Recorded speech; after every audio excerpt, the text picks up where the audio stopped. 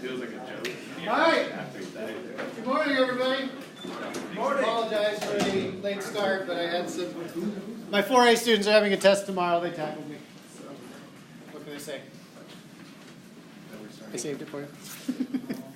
So, all right. We get to talk about magnets. I've been waiting all semester. Like, this is. Oh, I love magnetism. Love it. Awesome. Right? Because it's so everywhere. And quite frankly, we knew about magnetism before we knew about electricity. So this is the story. Greek, Proto-Greek shepherd, like 2400 BC, right? Earliest writings about that. Greek shepherd was out counting sheep, whatever it is that shepherds do in ancient times, right? And he had one of those, he had a staff, and it had metal end caps, right, to kind of protect the wood, right, and to beat sheep or wolves or anything else, right, okay? And as the shepherd was out, my grandfather was a industrial chemist, worked for Uniroyal, developed this stuff called Gore-Tex. He was on the team with a whole bunch of people. And when he retired, he became a farmer and he raised sheep. Okay, so a shepherd. So he was a shepherd. And my summers, some of my summer would be I'd get shipped off to the farm to grow alfalfa and tend sheep. Sheep are dumb. Oh, how dumb are they? They're sheep. That's fair. 130 sheep in a flock, right, that my grandfather had. 80-acre field, right? And where are all the sheep? They're fighting over the same square foot. Nice. Yeah. But this one's my square foot. I went to Iceland 4 or 5 years ago, and the sheep in Iceland are smart, right? The whole Iceland's just covered in grass when it's not snowy. And where are all those sheep? They're everywhere. They were just wandering around. I was like, what the heck? Smart sheep in Iceland, right? And they're like, well, actually, there's no natural predators on the island, so they never learned to clump together. So anyway, we're getting sidetracked. He was bored. And he was watching sheep. He was bored. And so he looked down and he noticed that there were little bits of rock that were sticking to the end of his, the metal ends. It had iron on the end. And he was like, oh, that's pretty cool, right? He'd pull them off, and he'd put them on, pull them off, pull them on, right? Okay. And so he collected a few of these rocks, and he carried them to the local village or city or whatever, and said, hey, look at the rock. So that is where the term magnetite came from. It was the rock that stuck to other rocks, other metals. The reason it was called magnetite is because the shepherd's name was Magnus. And that's what history tells us. I'm pretty sure that's a true story. But, who can verify? It could be Irving. So that was way back, right? This is ancient times, right?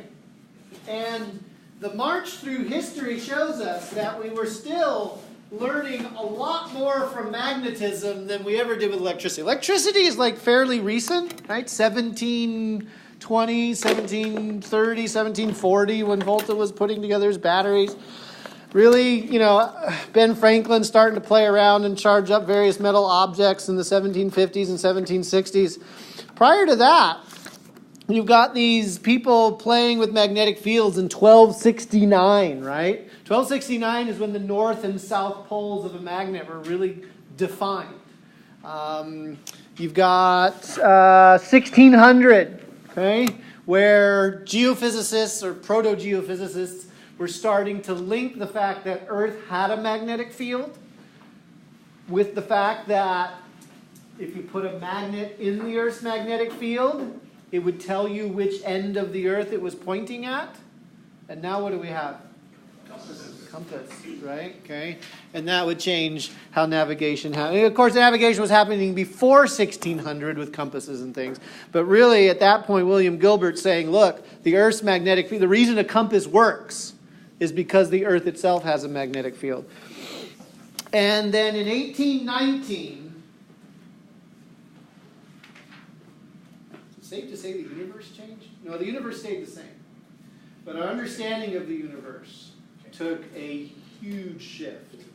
In 1819, a gentleman by the name of Wilhelm Ørsted, Oersted, showed that if you took current, direct current, and made it flow through a wire, that wire would produce a magnetic field.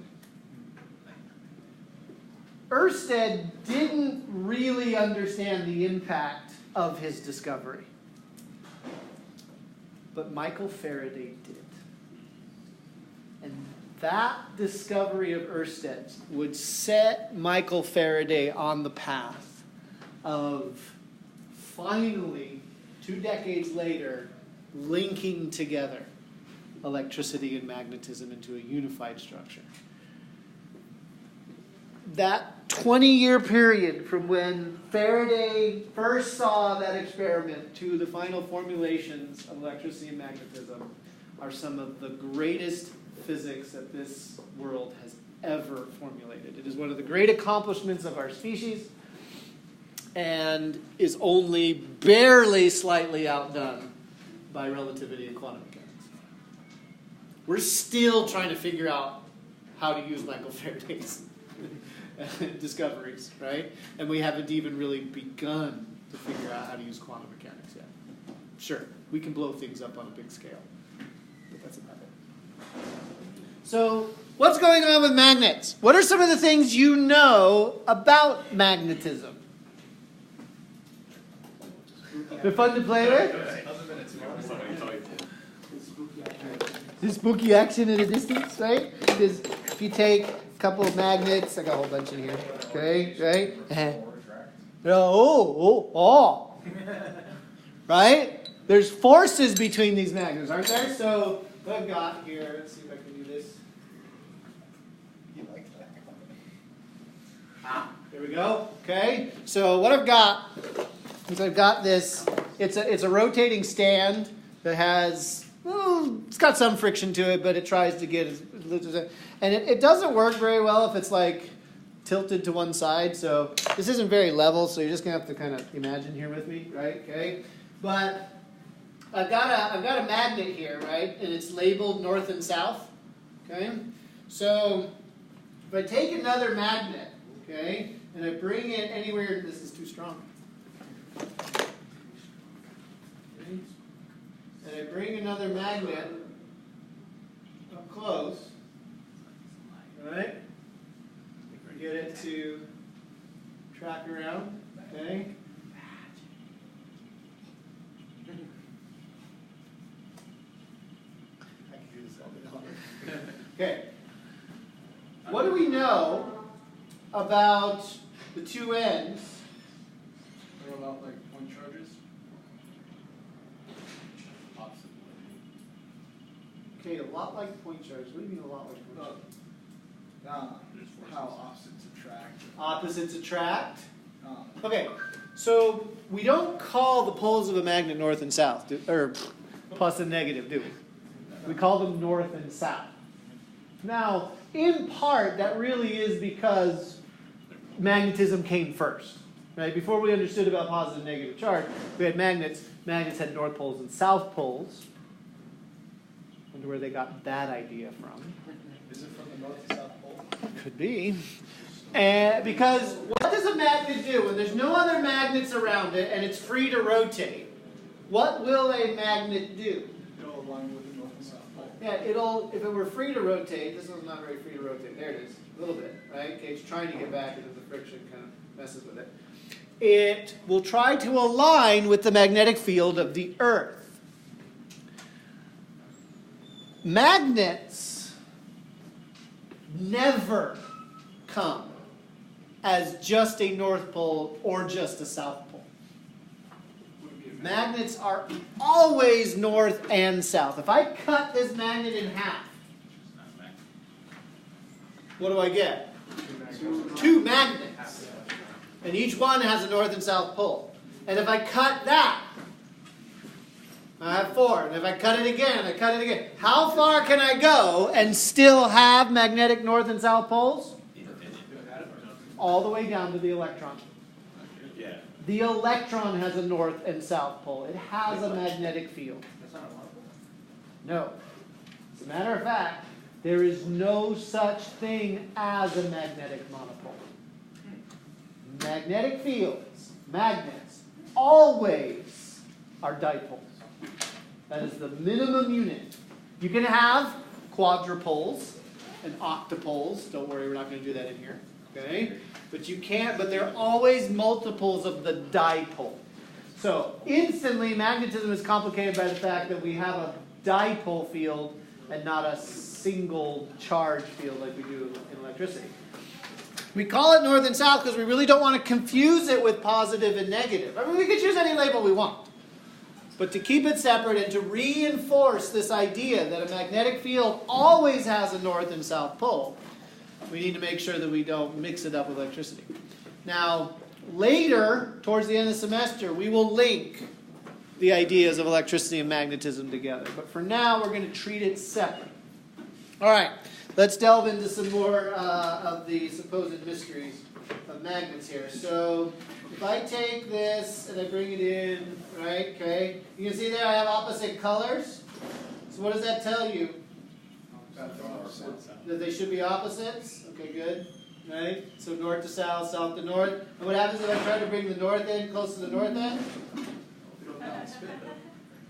The north end wants to get away, and the south end wants to, right? And I mean, how much force am I applying here? A little bit. Quite a bit, right? To get that thing, look. To get that thing to spin around. Okay? Right? Okay.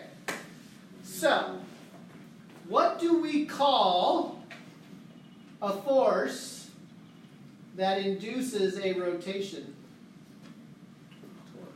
Torque? Oh yeah, torque. Magnetic. Torque. Magnetic torque. Oh, rotation. Torque is back? I'm fine with this. You betcha. It's not too Oh, you betcha's coming. Now, magnetic field strength. The unit of magnetic field is the Tesla, in honor of Nikolai Tesla. Okay? But some magnets can be pretty darn strong. Okay? These are not your normal everyday refrigerator magnets that I have right here. Okay? As a matter of fact, next Tuesday in lab, I'll let you play around with some of these stronger magnets. If you're not careful,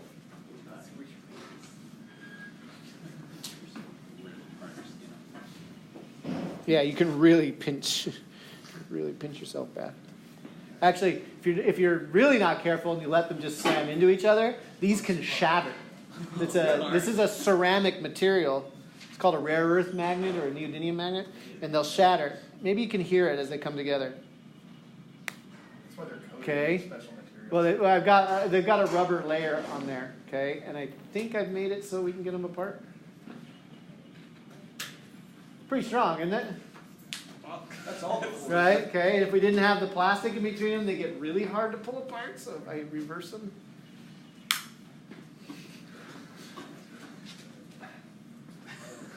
You have to slide on the thing's coming off. Yeah, we remove the plastic before we can pull the thing, and so to get them to come apart, you gotta slide them across each other's faces, and it's hard, okay? It's not easy. I know, I'm a wimp. But I also climb. No, I'm a climber, so I've got good finger strength. Well, maybe. And, so I can get it to come apart. But it takes some work. All right. Use that on that. No. Yes. How do they label north and south? Is that No, this is such a good or question. just like north? We just north and flip. south? It doesn't matter. South points north and north. Or they just South pick points north. Okay. Switch poles. You know what? No, I'm not going to apologize for destroying your childhood. Here goes. Okay? What direction is this magnet pointing right now? It's where Santa Claus lives. I have no idea. Look at it. I don't care about this. Which one? Here. Put it over here. There's too many magnets over here. Which side's pointing? So I've got to get it out. I got to get all the magnetic fields Far enough away. Got to get it infinitely far away. Yeah, infinity is again about a meter. Okay. So that there is fairly far away from other sources of magnetic field. I got one in my hand, right? Okay. So left free to just sort of wiggle around, okay? It will realign itself in the Earth's magnetic field. So what direction is it pointing? South and north is pointing. North is pointing north or south? So you're not pointing north, south pointing north. Which end is red? The north part goes north, man. North is pointing North. So that means north is south. Which way is north? Show me where Canada is. Everybody point where Canada is. That way. That way. Yep, that's what Canada is. Okay. This is towards Los Angeles, going that way. The mountains are over there, so that would be east. And the sun sets over there, so it would be west, right? Are we okay? Everybody know where you are? What direction is that? It's the south pole. What is It's north. Canada. Well, it's just like choose the lake. Where does the north end of a magnet point? To the north. To the south magnetic pole. That's right. And that's geographically north. Where does Santa Claus live? The north pole. Where do penguins live? Antarctica pole. South. Okay, Galapagos Islands too. Costa Rica. Costa Rica. Wait, no. Chile. North points north. So, the north end of a compass points to the Earth's south magnetic pole. Which is north. Santa Claus lives at the North Pole. So he lives in Antarctica? No. He lives at the North Geographic Pole. And why do we call the place where Santa Claus lives the North Pole? Because the Magnus pole. Because the north end of a magnet points that way. But in order for the north end of the magnet to point that way, it must be attracted to a south magnetic pole. Yep. Okay, to make things worse, the spin axis of our planet and its magnetic poles are not in the same place. Okay? So, the north geographic pole, the spin axis, is located in the middle of the Arctic Ocean, which apparently is no longer ice anymore, right? It's just all okay? The magnetic pole, the Earth's south magnetic pole, is in Canada. Oh, wow. About 400 to 500 miles, like, south of where the actual spin axis is. The Earth's north magnetic pole is somewhere in the middle of nowhere between Antarctica and Africa. It's like southern Antarctic Ocean. Okay, so it's kind of weird, right? It's all tilted off. And, but wait, there's more. The Earth's north and south poles flip. Oh, yeah. On average, once every 750,000 years. Don't they also wobble So around? what happens when it flips? Okay. Then What happens when it flips? Okay. South becomes north, north becomes south. Santa Claus is still now at the north magnetic and north geographic poles. But maybe not anymore because we've got to redefine all of our... Actually, for us, it won't matter, will it? Probably that. Why not? GPS. We don't use compasses anymore, we use GPS. Except the United States Navy, which 4 years ago, 3 years ago? 3 years ago reinstituted navigation by the stars classes for all of their officers. Okay? They dropped it for 15 years because they had GPS. I know where I am to within a millimeter. Why do I need the stars? And then they started figuring out you can jam GPS signals, right? So they want them to be able to navigate by the I've got a stars. friend in the Air Force who says that they still use, they don't use, but they teach magnetic Yeah. navigation. They've always taught it to pilots, just in case Yeah, all of that. all your systems go out. Yeah, no, it's useful to know, right? Especially if you have a physicist in the Boy Scout troop that likes to mess with the Scouts' minds. You really think magnets slow your back? It sounds like. No. All I have to do is slip a magnet into the boy's back. Oh yeah, that works. Okay? Oh, When they're not looking. Okay? And orienteering class becomes a lot of fun.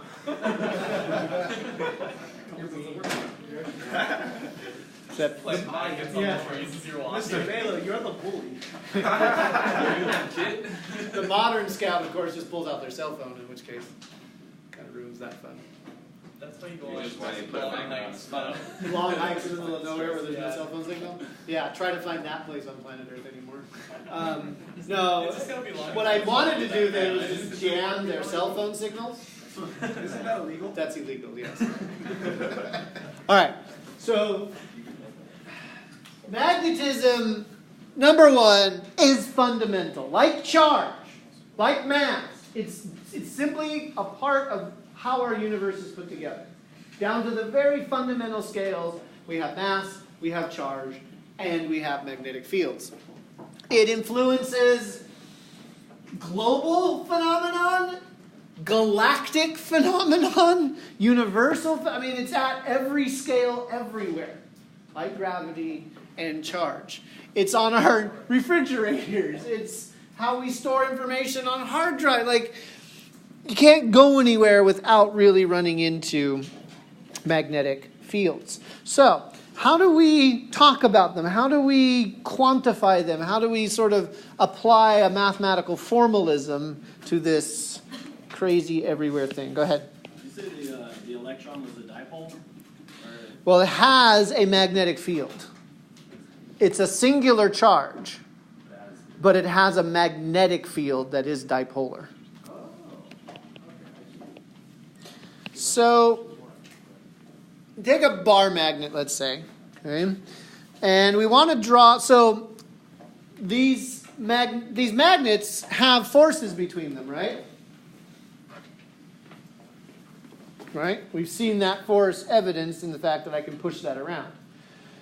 Which means that there's got to be a pattern of forces that exists around the magnet. And another magnet in that pattern of forces can influence it, right? So we want to define a field. Just like we did with electric field, we want to have a magnetic field. But in the case of a magnetic field, the field doesn't start and stop. In electric fields, where did fields start? On positive charges. And where did it end? Negative charge. On negative charges. A magnetic field does not begin or end. A magnetic field is always a closed loop.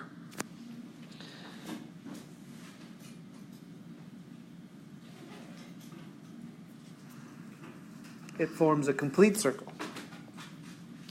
Now, one way to define these things is to say that the magnetic field comes out of north poles and into south poles.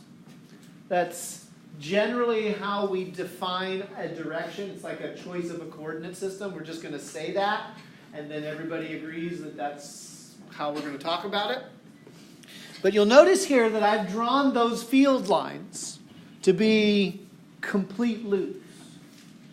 A lot of times you'll see on the internet, in books and all these different places, sometimes you'll see pictures where you've got this bar magnet and they'll have their fields kind of coming out and going back in, kind of like this, right? And they kind of terminate the fields at the ends of the magnet.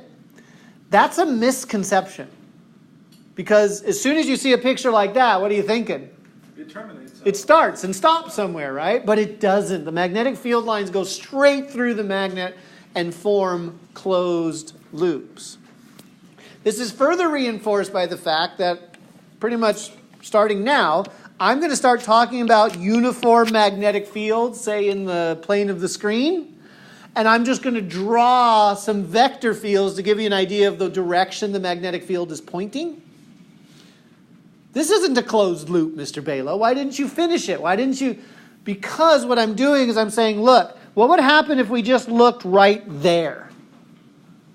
Right? If we just kind of zoomed in right here, what would that look like? it would look like just a bunch of field lines next to each other, right? We're going to start taking closer looks at things. And yes, we understand that the magnetic field loops around and forms these closed loops. But sometimes we really only want to know what's going on right here, right?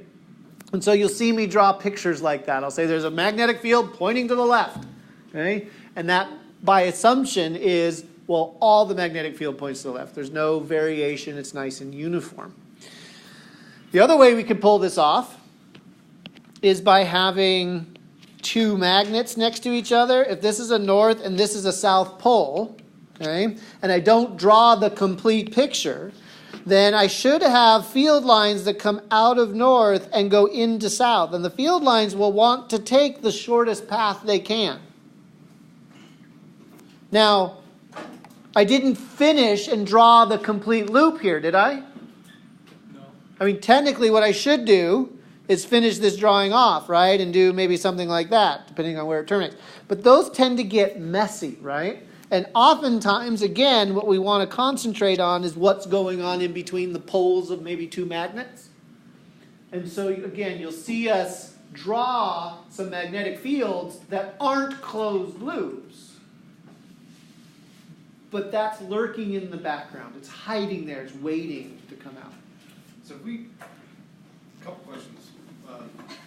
Once again, these are they like field lines from point charges where they can't cross, they can't tangle? Correct. And also, if I have two magnets that are held very close together, and I have like you've got right there where you've got a north and a south end, does the north end, so they travel the shortest path, so is the end of that north from the south, where we see the south end, is its north end going to travel directly to its south still? Or is it going to travel to the furthest south that's away?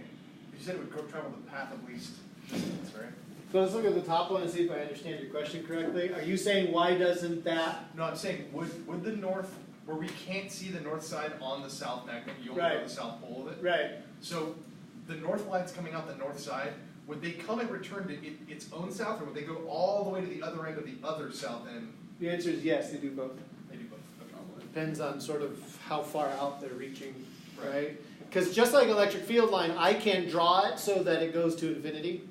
Right. Again, I don't draw it going all the way from infinity around. I just don't have a piece of paper that big. Okay. But if I got one going out to infinity, I got to have one coming back in Okay. to infinity, from infinity back to the magnet. Does that Meter kind of answer your question?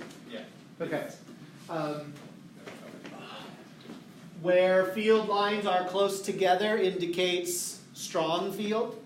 So where's the field strongest on a bar magnet?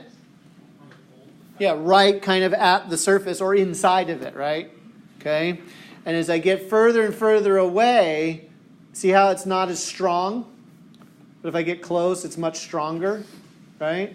So there is a relationship between distance in this sense. But the way that we need to start picturing magnetic fields, unique and differently from electric fields, is that this magnet, if I'm holding the North Pole at you, what should you be seeing? An explosion of field lines coming out of this end that, like a water fountain, come up and then curl down and come back around, right? It's like, imagine water coming up and then, gravity kind of pulling it back down again. It's like there's a flower of field lines coming out of this end, okay? And all those field lines then wrap around and come back into this end. On Tuesday, we're going to give you a three-dimensional block of plastic that's got some iron filings in it. You're going to stick these magnets in there. You're going to be able to see that three-dimensional flowing shape, okay, of what that magnetic field looks like. And so Tuesday's lab is really good for linking a lot of these concepts. What's going to happen here if I put two north poles together? They can't touch each other, right? So they'll push each other away, and there will be a zone directly in the middle where there is no magnetic field, because they can't cross or tangle or do any of that kind of stuff. So the question, I guess, really becomes, how do we deal with this? So you'll notice the word forces is up here. We will get to torque, I promise. But all of our field theory, when we talk about a field, it's a pattern of forces. And so we need to talk about the forces that magnets experience. But more fundamentally, let's start at the very basic unit of something that can feel a force, which in physics 4b is a charge. It turns out that charges experience forces from magnetic fields. This was experimentally determined, noticed, okay, before it was really formalized. But the magnetic force on a charge turned out to be not equal, but proportional to the amount of charge that was present and how fast it was going. Electric charges experience force from magnetic fields if and only if they are moving. If a charge is stationary, it will experience no magnetic force. It's got to be moving. All right. Well, if that's the case, how do we figure out what these forces are? Well, the magnitude depended not only on the charge and how fast it was going, but really how strong the magnetic field is in the first place. And what's more, if V was parallel to the magnetic field direction, the force was 0. So for a charge moving in exactly the same direction as a magnetic field, it's not deflected. No force is experienced. As a matter of fact, in order for the force to be the strongest, the magnetic force to be the strongest, this charge had to be moving perpendicular to the field. What am I mathematically describing? A cross product. Because a magnetic field, is it a vector, a scalar, or an elephant? It's an elephant. It's a vector. Is the elephant in the room? No, it is the room. Magnetic field is a vector. Velocity is a vector. Charge. Charge a vector? No, it's a scalar. But what we're looking for is force, right? We're looking for the force on a particle. Force is a vector. Velocity is a vector. Magnetic field is a vector. So if we've got a product going on and we need a vector out, that means we need to employ the cross product. Yes? Yes. Oh, yeah. How is it a scalar? Charge? Yeah, like if it can be positive or negative, it does not. Yeah, positive or negative isn't a direction. Okay. You were so going to hate life in about 2 days. All right.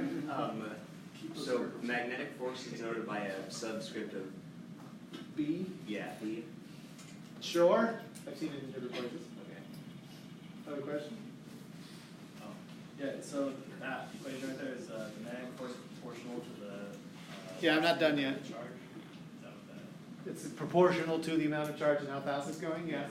But it's proportional to one other thing. The strength of the magnetic field. And we're going to use the symbol B. Capital B is the symbol for magnetic field, which is why it's F sub B for magnetic force. I am not responsible for the choice of this particular symbol. It's not a bad one. But why isn't it M for magnetism? Because we have mass. Because we have mass. Yeah, too many M's. Okay, so B is what we use for describing magnetic fields. So, what does the whole thing look like?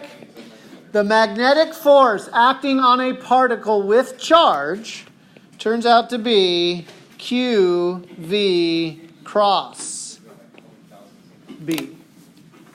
Take the cross product between the velocity vector and the magnetic field vectors.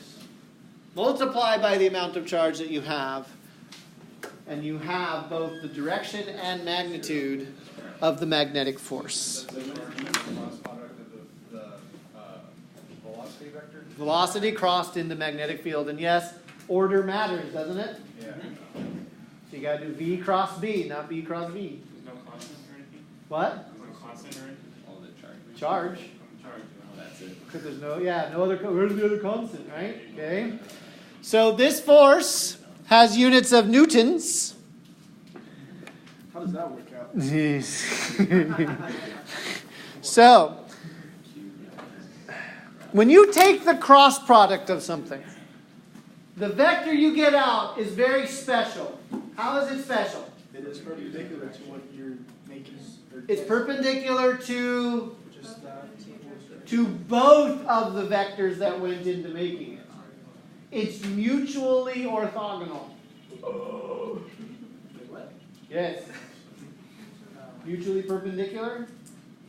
So, if I have a velocity vector in the plane of the board, and I have a magnetic field vector in the plane of the board, how many choices do I have for the direction of the third vector that is formed by their cross product? Two. It has to either be in or out of the board, because in and out of the board is the only direction This is perpendicular. Okay. that is perpendicular to both V and B. That makes sense. If we ignore one of them, then what directions are perpendicular to this B? An infinite number of directions that all live in a plane, right? Okay. And what about this one? Same thing. Same thing, but where those two planes of vectors intersect is only a line, isn't it? Yes. Okay. So that means there's only one direction, two directions. It's either in or out. And now we are stuck with having to figure out, is it in or is it out? So like, there's the electric field, then there's the speed of the particle, and then the other force. Okay, so shoots we're not out. going to worry about electric fields yet. Or not like Magnetic, okay, magnetic Then field. you just have this going straight out, like the force just shoots out perpendicular to both of those forces. Oh, that's weird. Just multiply by -1. It's not just weird, It's fun. it's three-dimensional by default. Now, you may not have realized it, maybe you have, but I have been saving you time and time again, throwing myself under the bus in your behalf. You can send donations to Mr. Bailey. What do I mean I've been saving you? Well, first of all, I lie a lot, right? Stop And lying. it's to protect you. No, I need to keep lying, because if I showed you the real physics, you just would all change your majors to 14th century French literature. Second of all, we cheat a lot in here by doing only 2 dimensions, right? It's like, it's 3-dimensional, wink, wink, right? But then we only kind of live in 2 dimensions. We draw all of our pictures in 2 dimensions. I can't save you anymore. The nature of magnetic fields, built into how the universe works, is that we must live in 3 dimensions. We have to. Because of this fact that the force direction is mutually perpendicular to the 2 directions that went into it. So what I have to teach you now is how do we communicate about 3 dimensions in 2-dimensional planes. Right, because all of our paper is 2-dimensional, all that kind of stuff. Triple Right? integrals. So, let's jump into that. Before I do, let's do an exercise just to make sure conceptually you're wrapping your brain around a lot of the. Oh, you know what? Let's not do that. I feel like I wasn't wrong when I said triple integrals. You are wrong, but you're right. So, how do we deal with... Oh, I didn't tell you about units, did I? Yeah, you said newtons, but Well, we know it comes out in newtons, right? So this force has to be in Newton. The charge has to be in coulombs. The speed has to be in meters per second. meters per second. And I already told you the unit of a magnetic field. Tesla. It's a Tesla, capital T. Oh, what's a Tesla? What's a Tesla? Yeah. A Tesla is a Newton second divided by a Coulomb meter. Oh, that's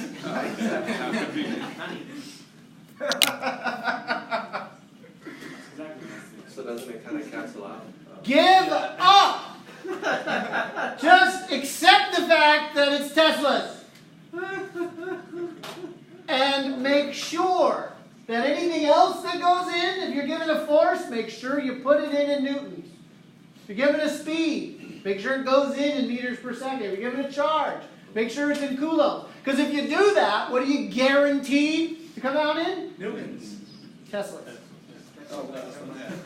Yeah, Or other way around. Doesn't matter. The point is, if you use the SI unit, you're guaranteed to get the thing you're solving for. Because if you try to figure out the units, you will go mad. Like me. So, watch out. Now,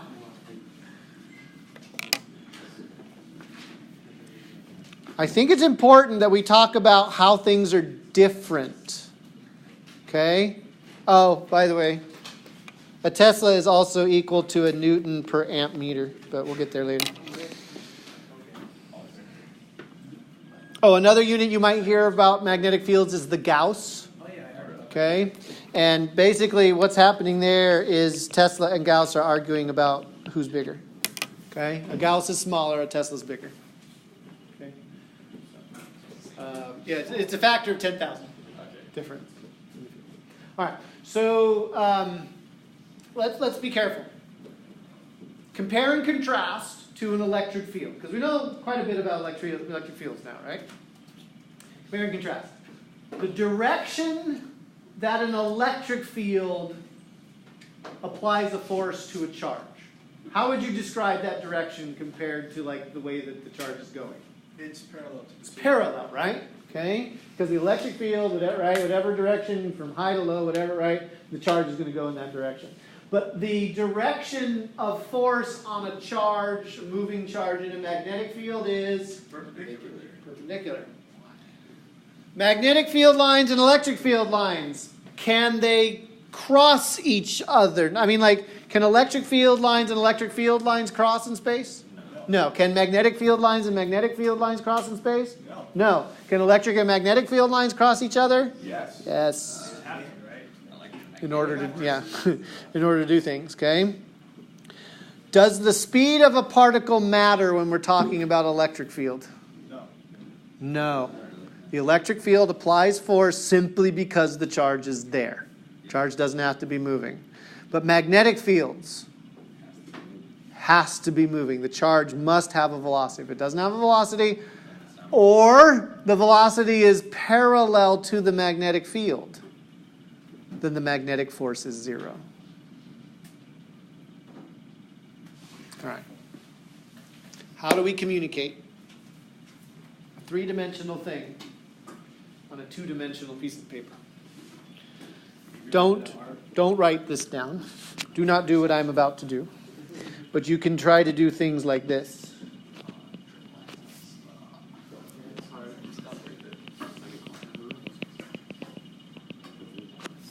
Huh?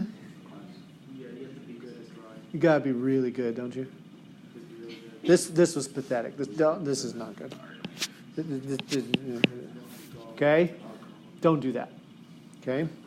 Instead, what we've done in physics is we've developed a way to talk about these 3D things on 2D surfaces. And it all comes down to the concept and idea of what the field lines are doing, and that the field itself really is a collection of vectors. And fundamentally, what does a vector look like? It looks like an arrow. I used to have an arrow, and I can't point it at you anymore because I don't know where it went. But if I point a true arrow, like bow and arrow, at you, and I fire it at you, what do you see coming at you? Death. The tip, right? The tip of the arrow.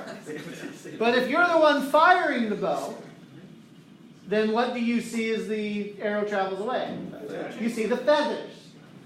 So if I wanted to show a magnetic field pointing into the screen, a uniform field, equal everywhere in space, then I would draw a series of vectors that show the tail end pointing at me, right?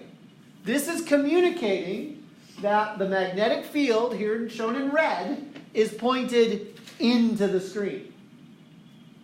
How would I draw the same magnetic field pointing out of the screen? Circles? Dots. Okay. Now, What happens when a lot of times in books or on the internet, they'll do this. makes sense? It just gets really messy when you're doing it with pencil. So quite often we don't do that. Okay? We'll just do the dots. As a matter of fact, when I'm excited and I'm going fast, any physics teacher's going fast, I'll say, "Alright, magnetic field pointing out the board." Right? So, watch out. Because we tend to do that. Okay? What happens when it's at an angle? Okay. Yes. Okay. So, let's do some exercises. Let's say that I've got a charge, positive charge. We'll do all positive charges for now. Let's say I've got a charge moving at speed v through that magnetic field right there, which is pointed into the screen. We want to find the direction of the force on this particle. Cross product. Back in Physics 4a, you should have learned about the right-hand rule for cross products. I'm now going to assume that you remember everything about Physics 4a. Therefore, good luck with the rest of the semester. I'll see you at your next 2 exams. No. Remind us. Remind us. Okay, so there's lots of different ways to teach this. There's lots of different ways to learn this. This is Mr. Balo's method. You can choose to adopt it or not. I really don't care. Okay? But cross products are what I call handshake cross products. Okay? There's actually different ways to employ this. But when you're crossing one vector into another, what you want to do is you want to put your hand in the same way that you would do a handshake. When you shake hands with somebody, what are you doing? How do you come at them?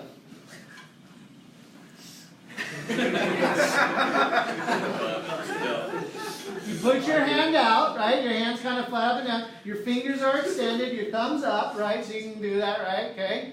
And is it a handshake or is it a fist bump nowadays? Yes. Either or. It's kind of awkward, isn't it? Well, we sort of just not our I think it's more, not to be sexist or anything, but guys, it's a little bit awkward, isn't it? Do you do the handshake? Do you do the fist bump? Do you do the shake hug thing? I just go with You just go with a fist? I just punch him in the face. That's like crazy. Right? Okay? I don't know how it is for gals, right? You have your own awkwardness when it comes to hugging or fist bumping or whatever, right? Okay? But I'm a socially awkward person anyway, so I just never know what to do, right? So when I'm being introduced to somebody, I'm just kind of like, I don't know what to do. But yeah, why do we shake hands anyway? What do they do in Asia? Right? I like that one. Right? Now I don't have to touch anybody. Right? Wash your hands. So, and CDC says that a fist bump is way preferable to a handshake, especially during like flu season or any major zombie outbreaks or whatever. Okay? Because the fist bump transfers way less than the handshake does. But why is it in European/Western cultures that we do that? Oh, I don't know. To make sure that The other person doesn't have a... Yes. Yeah, okay. Okay? It came out of the cultural expectations of Homo sapiens, right? Yeah. So you didn't have a knife or anything on there, but look, I'm not going to kill you. It's okay. You could be hiding a knife under your skin. Like, okay, I already called it I guess it's on the left side. Yes. So you can't pull the thing out. Okay, so all of that has connotations of I don't want to die. But when it comes to the right-hand rule, what I call handshaking, you got to get your hand into this sort of flat way. And what you're going to do is you're going to shake in the direction of the first vector. The force is found as V cross B, right? QV cross B. So you want to shake in the direction of the first vector, in this case V. Everybody do this. You're going to do this a lot, so you need practice. V, right?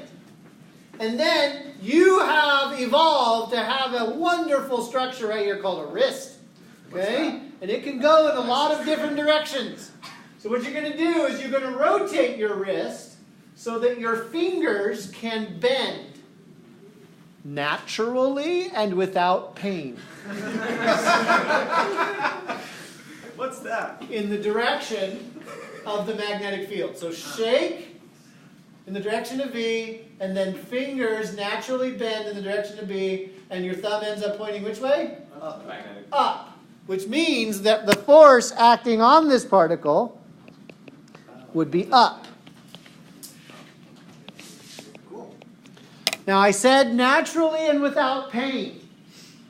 If you are experiencing physical pain doing the right hand rule, you're doing it wrong. Mental and emotional trauma, it's physics, that's okay. But physical pain, it doesn't work. No, you're wrong. Okay, so let's do the bottom one. And let's do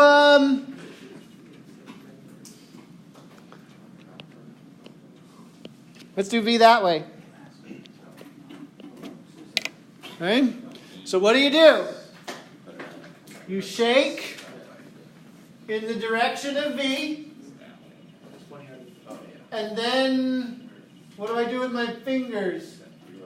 I have to rotate my wrist so that my fingers can point out of the screen. You see how I bend them? You really want to get like a 90-degree angle here with your knuckles, right? Okay? So I shake in V, and then I have to rotate my hand around somehow so that my fingers can point in the direction of the magnetic field. And what direction is my thumb pointing in? To the right. It's pointing to the right, and so that must be the direction of the force.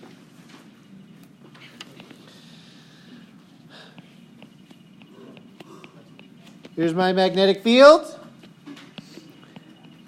Here's my velocity. What direction is the force? Do the right hand rule.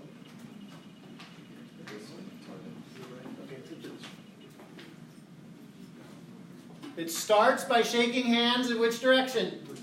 Straight down. And then it must rotate your wrist. Sometimes you got to rotate your body to get your fingers to point to the left. The force goes into the screen. So the force is going which way? Into the screen. Into the screen. How would I denote that force? With a single X.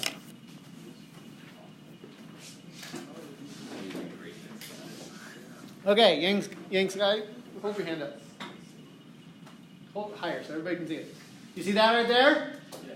That's probably the way you were taught in math. Where did Dr. Kerfoot teach that? Okay, I haven't talked with him before. I know it's fine. Okay.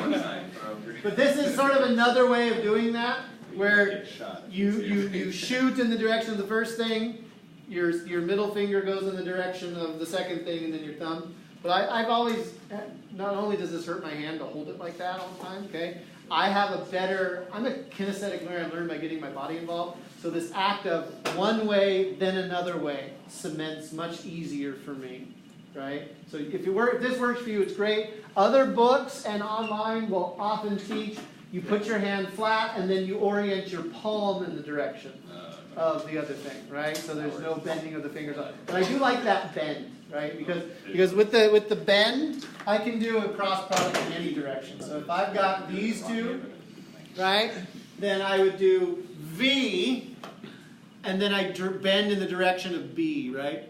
Regardless of what this angle here is, I can go from 0 to 90, right? Okay, and my thumb still points out. So this kind of locks me into, it's not 90 degrees, right? Okay, but this, done. For me, it's always been faster and easier than doing this. Because I'm sitting here on this one going, which one's which? Right? It's just the way I can't keep it straight in my head. But if you can, excellent. If it works for you, fantastic. Okay? Not going to tell you that your way is wrong or right or anything like that. All right.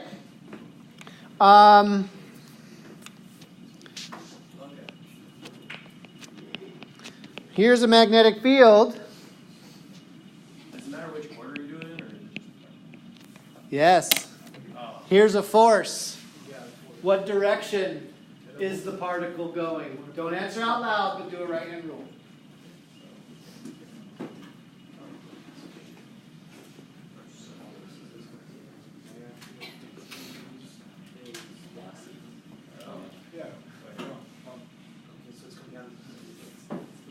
So back to the question. Does the order in which you take the cross product matter? Yes. Absolutely. It's always shake hands in the direction of the first vector, in this case v, and then bend in b. Because if you do it the other way around, your thumb's going to be reversed. To be fair, Okay. just multiply by -1. Sure. Okay? In this case, though, it still matters a lot. But what are the things that we know? It's coming towards us, has to go in that direction. We know that our thumb has to be to the right. What else do we know? Our fingers have to be pointed down, right? I've got to have that kink down and my thumb to the right, so that when I now want to find the direction of my velocity vector, which way would I shake hands? Out of the screen. I knew F, I knew B had to be down, so I had to get the orientation so that F and B were right, and then I could straighten out my hands and find the direction that the V was going. And then you can verify that. You can verify that by doing the correct cross product, right? Where we would shake coming out of the screen, put our fingers down in B, and then F.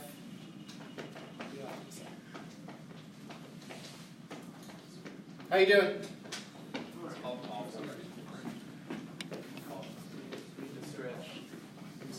Need to stretch.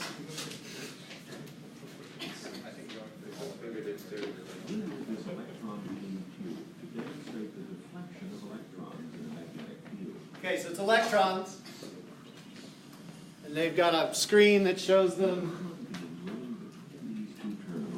Glances along a phosphor screen, which shows the path of the electrons by the green glow where the electrons strike.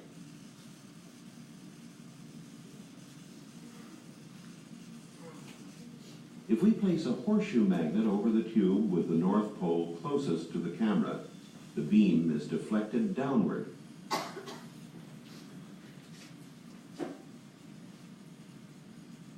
If we were over the tube closest to the camera. All right, so they said that the North Pole was where? Closest to the camera. So we've got a North Pole right here, and we've got a South Pole behind it. So what direction is the magnetic field pointing? Magnetic fields come out of north into south. So is the magnetic field directed into or out of the screen? It's into. It's coming out of the red and going to white. Okay? What direction are the electrons going? Perpendicular. Perpendicular, heading off to the right. So get your right hands out. Let's try the right hand rule. So we got V to the right and magnetic field into the screen. Wait, what? Huh? It's an electron. Huh? Huh? Oh, right, yes, electron. Key feature of electrons? They're negatively. They're not the same charge as positive things. So we did our cross product and we got the direction opposite the direction they were being deflected. So, So- our electrons are multiplied by -1. If you have a negative charge, if it's an electron or any other negative charge, what should you do? No! You should Do not do a left hand rule. Oh my God. you should do V cross V. Right?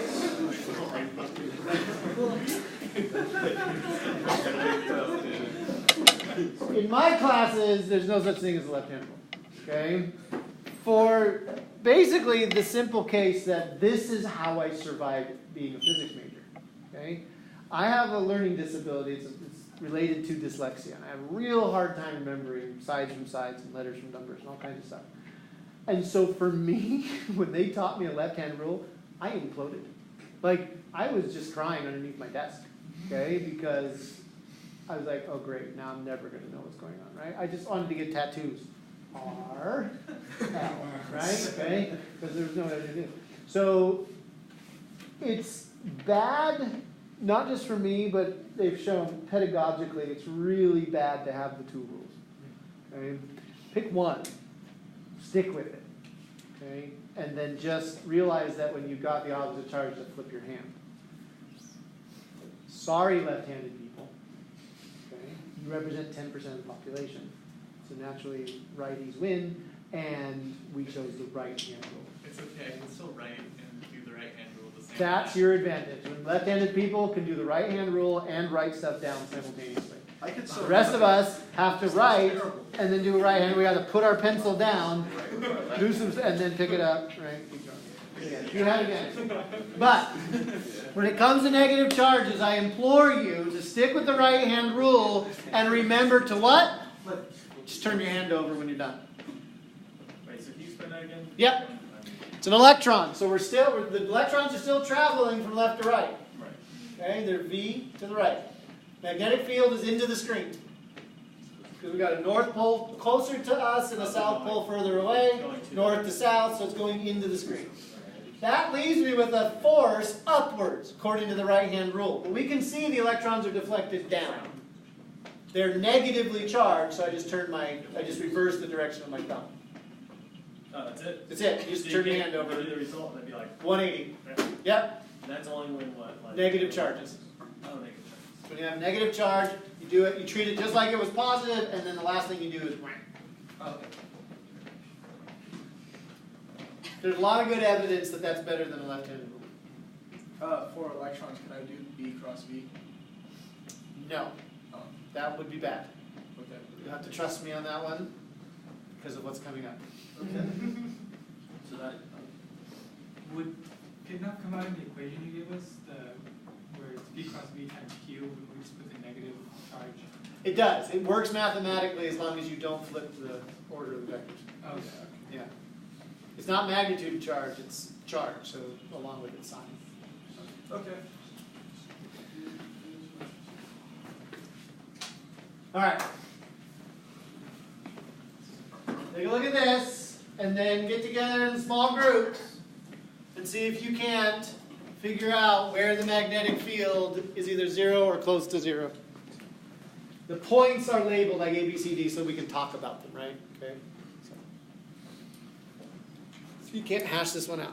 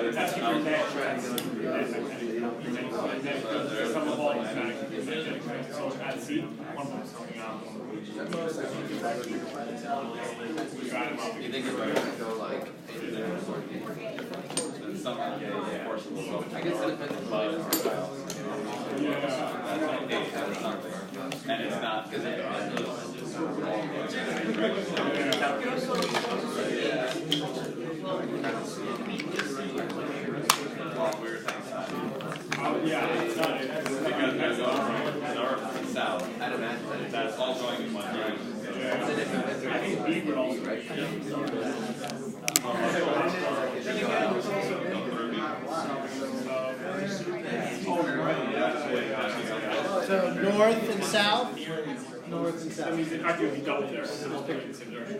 Yeah, I can just go like this. That's how the fields.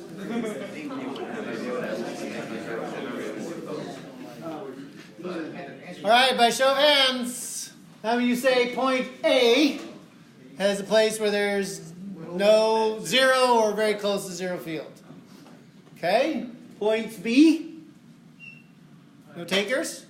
C, oh, quite a few of you. D, yeah. All right, so C seems to win. Are we wrong? Democracy. Let's find out. Yeah, democracy. Changing the laws of physics by voting. So, a couple ways to do this. We can draw the fields independently of both of these magnets and then see how they overlap. That's one way to do it. So let's do that first. I'll draw the top one in green. So the field is going to come out where? North and come to south, right? So kind of like this, right? And then a field line, a representative field line would be like that. Like that, right? And then what's going on the bottom one?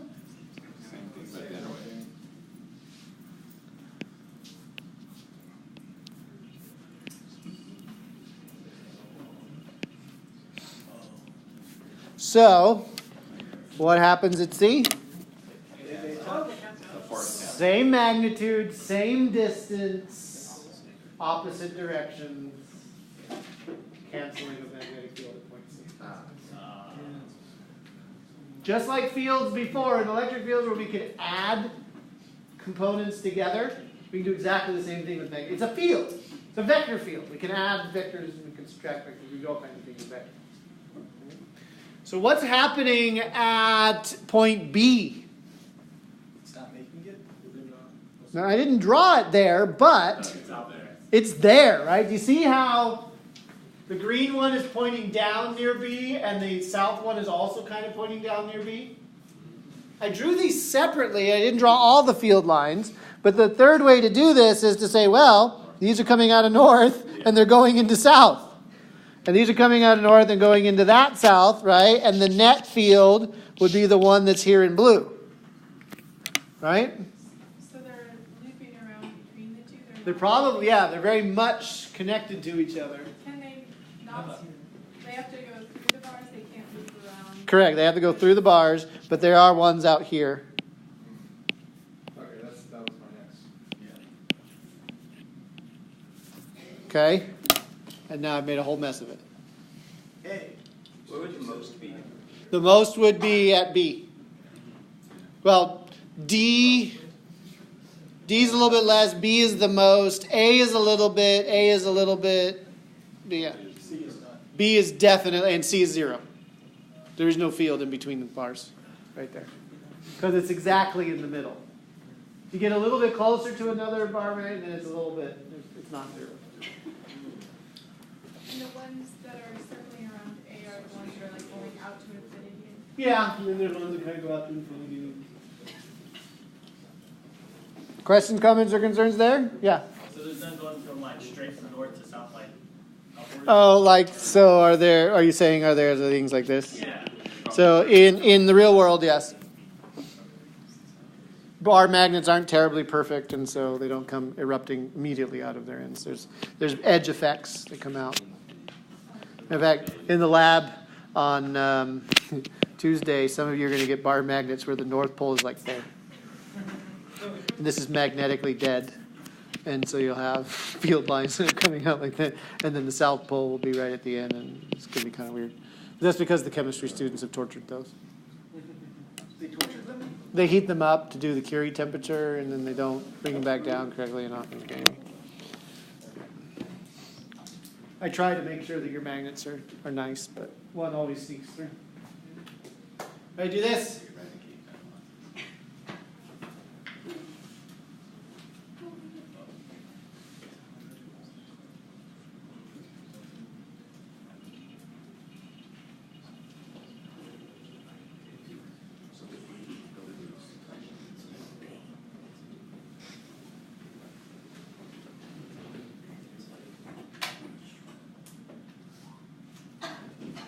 You've now done the secret hand sign for the Society of Physics students. This is exactly what all the tests are going to see.